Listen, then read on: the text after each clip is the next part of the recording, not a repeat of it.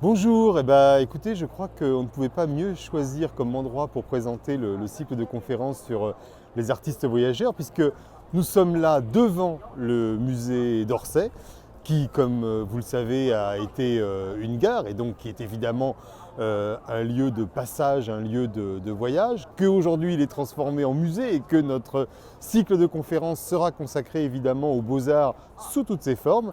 Et puis nous sommes devant les sculptures qui avaient été installées sur le parvis du Trocadéro, devant le palais du Trocadéro construit par Daviou, et pour l'exposition universelle de 1878, et que ces sculptures représentent l'Europe, l'Amérique du Nord, l'Amérique du Sud, l'Océanie, l'Afrique évidemment.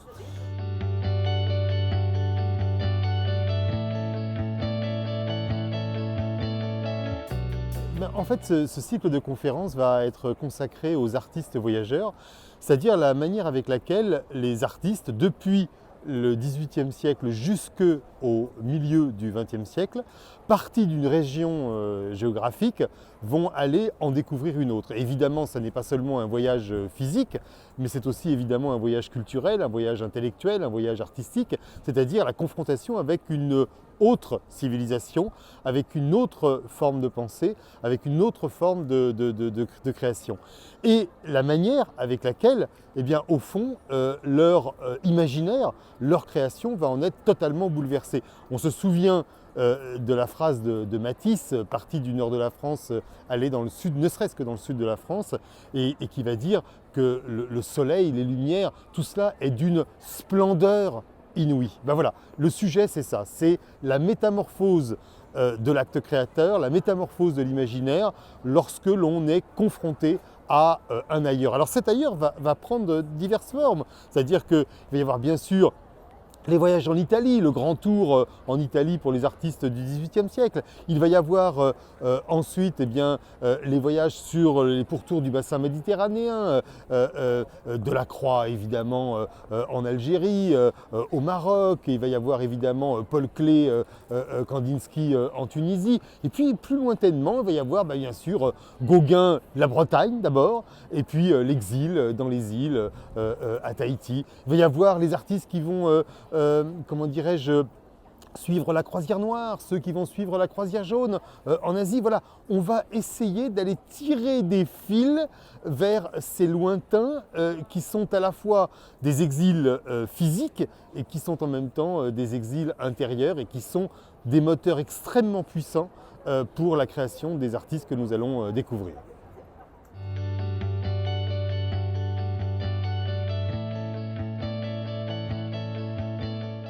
Je souhaiterais que vous reteniez, à l'issue de ce cycle, qu'il n'y a jamais ni de déterminisme, ni de fatalité dans l'histoire ni de la création, ni des hommes. Au fond, demain va être toujours capable de nous surprendre.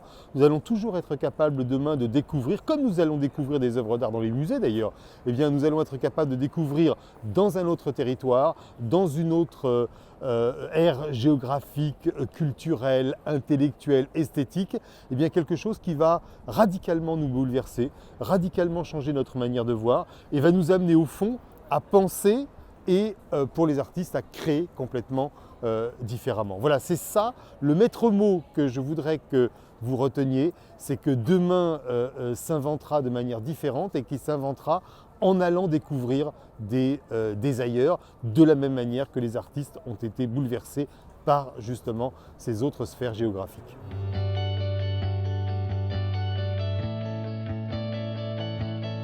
Je vous attends, en tout cas nombreux, à ce cycle de conférences où vous verrez, il y aura beaucoup de surprises, à la fois par la diversité des œuvres d'art et aussi par certaines que je vous montrerai qui ont été quasiment jamais vues, quasiment totalement inédites.